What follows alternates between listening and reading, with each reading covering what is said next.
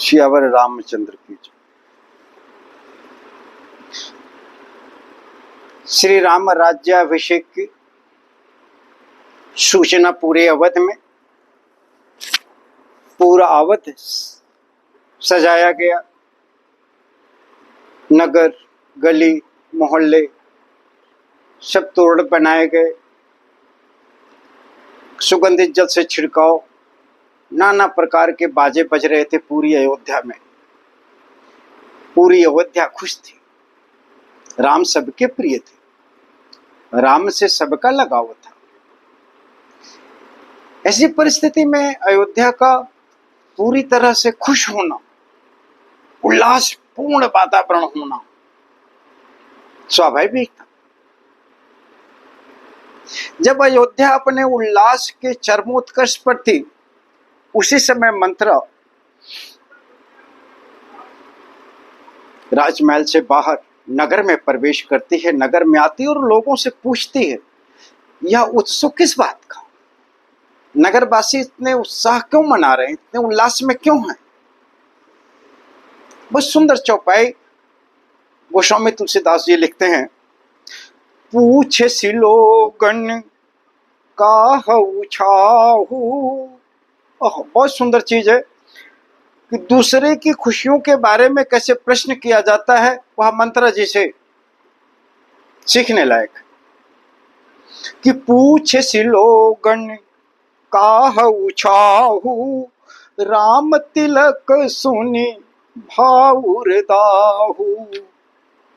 मंत्रा जिसका राज्य से कुछ लेना देना नहीं था, महारानी कैकेयी की सर्वप्रिय चेरी थी, दासी, लेकिन राम तिलक की बात सुनकर के उसके उर दाहू, उसके हृदय में दाह होती है, जलन होती है। प्रियजनों, मैंने अपने कई वीडियो में इसका उल्लेख किया है। तुष्ट की परिभाषा, दूसरे की खुशी, दूसरे का सुख जान कर करके अगर आपको जलन होती है तो आपसे बड़ा दुष्ट कोई नहीं। साधारण सी बात अगर आपसे कही जाती है कि कोई भी व्यक्ति साधारण तौर पर आपसे किसी चीज की मांग करता है और आप उसमें दुनिया भर का भेद देख लेते हैं, तो आपसे बड़ा दुष्ट कोई नहीं है। भगवान राम के राजा बनने में मंथरा की क्या हानि हो रही थी, मंथरा को क्या जलन हो रही थी, उसकी जलन का क्या कारण था, ये तो मंथरा को स्वयं भी नहीं पता था। बस दासी थी स्वभाव से। उसको लगा कि मैं चूक कैसे गई कि पूरे नगर में यह उत्साह, यह उल्लास है और मैं महारानी कैकेयी की सर्वप्रिय दासी होने के बावजूद मैं इस खबर को जान क्यों नहीं पाई अभी तक। करे ये विचार, विचार कर रही है। कौन कर रहा है? कुबुद्धि कुचाली। बुद्धि अगर आपकी खराब, अगर आप भ्रष्ट बुद्धि के हैं, नीच बुद्धि अगर आपके अंदर है, तो आपके विचार भी नीच ही होंगे, क्योंकि बुद्धि आपकी नीच है। दासत्व भाव में जीने वाला व्यक्ति कभी सद्विचार रख ही नहीं सकता।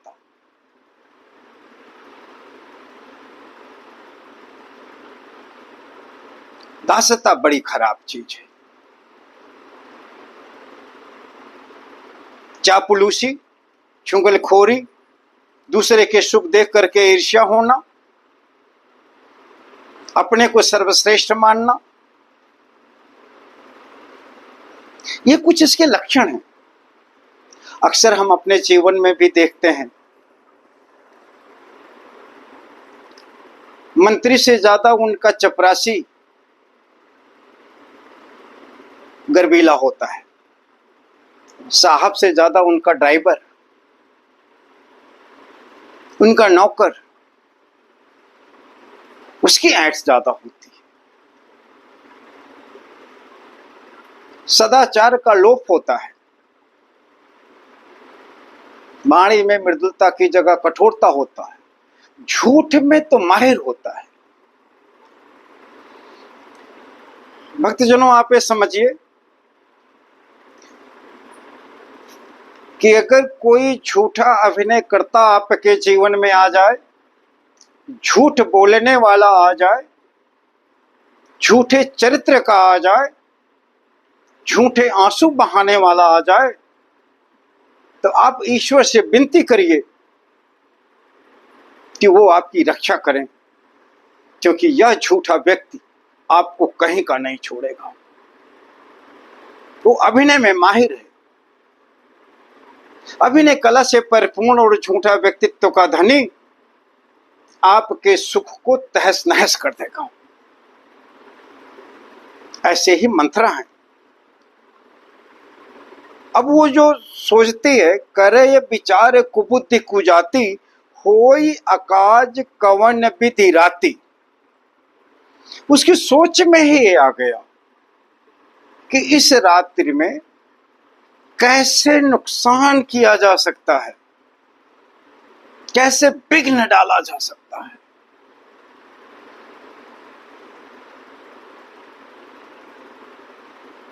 निर्दोष निष्कलंक जीवन महारानी कैकेयी जी रही हैं। बस उनकी एक गलती है कि उनके मैके से, उनके पिताजी के यहां से जो दासी मिली थी वो बुद्धिहीन कुबुद्धि वाली थी।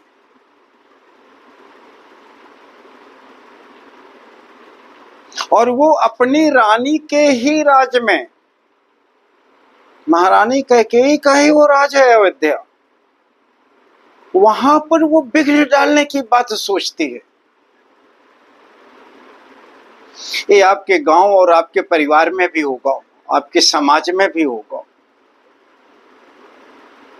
कुछ लोगों को आपका उत्थान, कुछ लोगों को आपकी सोच, कुछ लोगों का आपका चरित्र, आपकी बुद्धि ये अच्छी नहीं लगती होगी।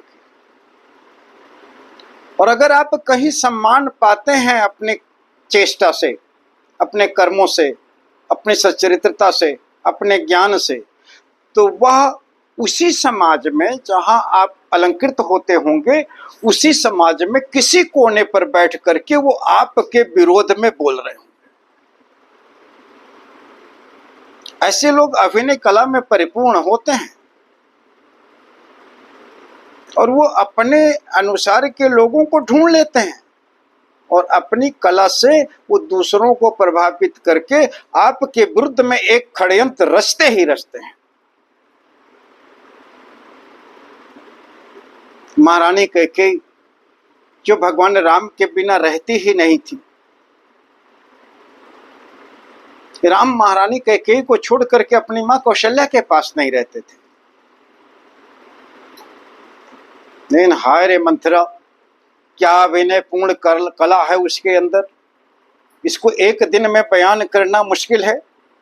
लेकिन ये मैं दावे के साथ कहता हूं कि यदि मंथरा का चरित्र आप सीख लेंगे तो आपको ये समझ में आ जाएगा कि अच्छे से अच्छे व्यक्तित्व का धनी भी यदि कुबुद्धि और कुचाली चलने वाले के संगत में हो जाए तो आपका नहीं रह पाएगा।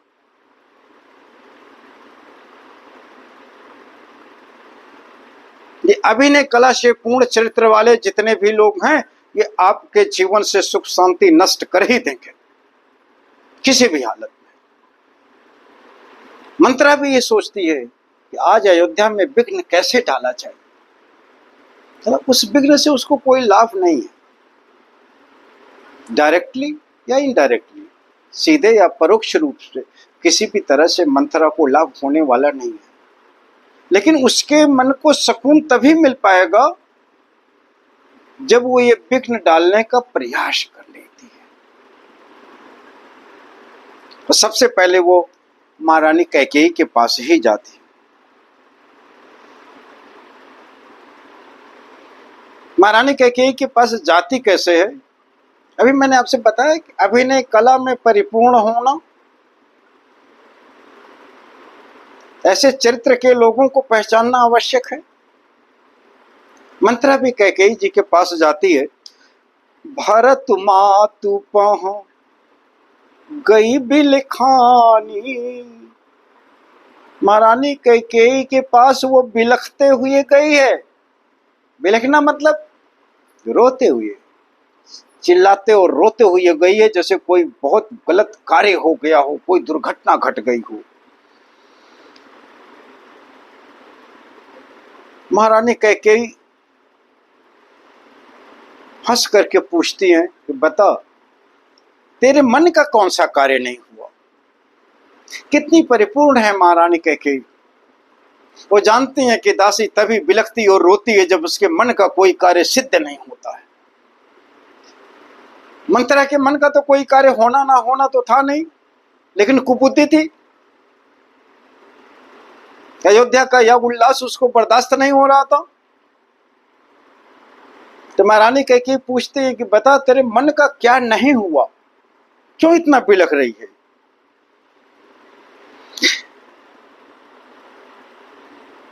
एक लाइन तुलसीदास जी की हमेशा आप लोग रखिए कि दुष्ट पुरुषों का चाल चलन होता कैसे है कि उत्तर न दे। दुष्ट पुरुष जो होते हैं, जो कुदृष्टि कुचाली चलते हैं, वह पूछने पर उत्तर नहीं देते हैं, वो मौन धारण करते हैं। ये पहला निशानी है दुष्ट पुरुषों के पहचान की कि जो गलत धारणा के साथ आपके साथ व्यवहार करते हैं, आप उनसे प्रश्न करिए तो चुप साथ जाते हैं, उत्तर नहीं देते। वो उस वातावरण को और बोझिल बनाते हैं। जो व्यक्ति प्रश्न करता है उसको और उद्दलित करते हैं कि वो बार बार उससे पूछे, उससे अनुनय करे, विनय करे, उसे आदेश दे, बार बार उसे आग्रह करे। गजब का अभिनय है ये। यदि आस पड़ोस में आपके आसपास कोई ऐसे अभिनय वाले व्यक्ति हैं जो एक बार पूछने पर सीधे उत्तर ना दे करके यह आकांक्षा करते हैं कि उनसे कई बार पूछा जाए। अभी तो मैंने आपको आधा बताया मंत्रा के बारे में, अभी तो मैंने ये बताया उत्तर न दे, उत्तर नहीं देती है। और क्या लेती है, ले सासू, बड़ी लंबी लंबी सांस लेती है, जिसको हम लोग कहते हैं हिचकी लेकर रोना, सुसुक सुसक कर रोना। तो वो लंबी सांस खींचती है और उत्तर नहीं देती है।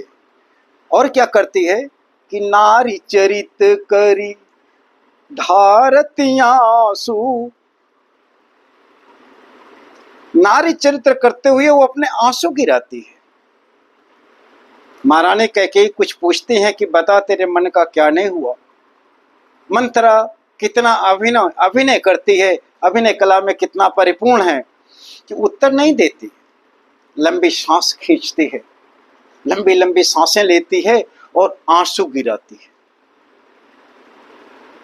वातावरण को और रहस्यमय बनाती है, जिससे उससे के द्वारा कही गई चीज गंभीर हो जाए। जो वो कहने जा रही है उस बात की गंभीरता को बनाए के लिए यह मंत्रा अपने स्वरूप को, अपने स्वभाव को, अपने चाल चलन को बनाती है। महारानी कैकेयी फिर हंस करके पूछते हैं, दीन लखन सिख असमन मोरे। तेरी जुबान बहुत लंबी चलती है मंत्रा, तू बोलती बहुत कड़वा है, जबान बहुत चलाती है। ऐसा लगता है लक्ष्मण ने तुझे कोई शिक्षा दे दी है। लक्ष्मण जी का स्वभाव महारानी कैकेयी को पता है, बर्दाश्त नहीं करने की रीति है उनकी। कोई गलत है तो उसे दंडित करना, उत्तेजित हो जाना और उसे दंडित करना। महारानी कैकेयी अनुमान लगाती हैं कि मंत्रा, लगता है तू लंबी जबान चलाई है लक्ष्मण के सामने और लक्ष्मण ने तुझे दंडित किया है। तबहु न बोली चेरी बड़ी पापिनी। ये दुष्ट पुरुष जो होते हैं, जो ना अभिनय कला में परिपूर्ण होते हैं ना, इनको तुम बुलवा नहीं सकते हो। बहुत कुटिल स्वभाव होता है इनको। महारानी कैकेयी के पूछने पर नहीं बताती है, रोती है, लंबी लंबी सांसें लेती है। महारानी कैकेयी यह भी बता देती हैं कि हो सकता है तेरे बड़बोलेपन के लिए लक्ष्मण ने तुझे सजा दी हो, तो भी वो कुछ नहीं बोलती है। छाड़ श्वास कारी जनु सांपनी, ऐसे सांस लेती है जैसे क्रोधित सांप सांस लेती हो।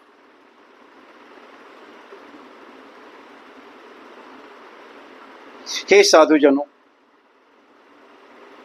मंथरा के इस थोड़े से चरित्र, मुझे इसके बारे में कई वीडियो बनाना पड़ेगा। मंथरा के इस थोड़े से चरित्र को ध्यान में रखते हुए आप अपने मित्र मंडली, समाज में, परिवार में ऐसे लोगों का चयन अवश्य करें जो इस तरह से अभिनय कला में परिपूर्ण हों, और उनको कभी मनाने की कोशिश कतई ना करें।